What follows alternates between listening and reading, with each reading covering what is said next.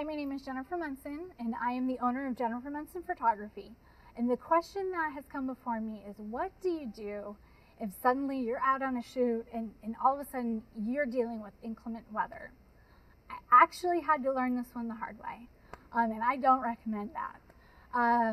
When I was shooting my first actual Rolex 3-day Kentucky event, it happens on the last weekend in April. And I'm telling you, the weather can go from like snow to like 80 degrees within a 3-day period. I didn't really realize that, because if you're inside a lot, you're not really watching the weather. But if you're shooting outside, you suddenly learn how fast things change.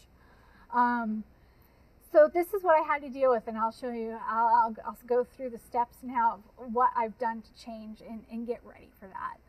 The first year I was there, it was sunny. Next thing you know, it was pouring down rain. Luckily for me, I had a trash bag, so I took it out, because you need to protect your camera, especially if it's not waterproof. I mean, some of the professional cameras come and they have a pretty good seal, but you know, when you're paying $5 grand for a camera, you don't want it to get wet.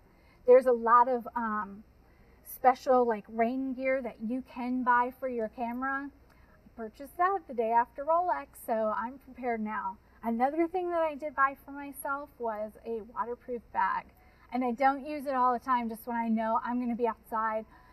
For example, like the World Equestrian Games or Rolex, when you have to shoot even when it gets bad. If it's a like a personal shoot or some other time, you know, you can go ahead and reschedule.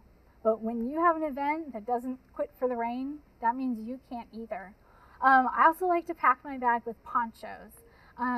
Snacks, you never want to be hungry on a shoot, and I know maybe that sounds ridiculous, but you know, when your stomach is full, you're working better. And another thing, sunblock.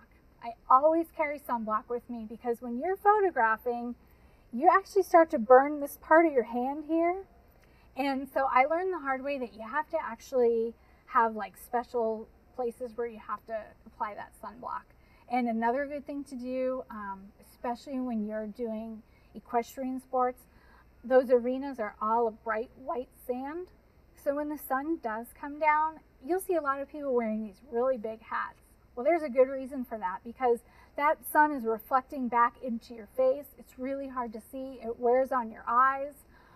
It just actually relaxes your body. So I recommend protective gear, sunblock, big hat, poncho, and you should be all set.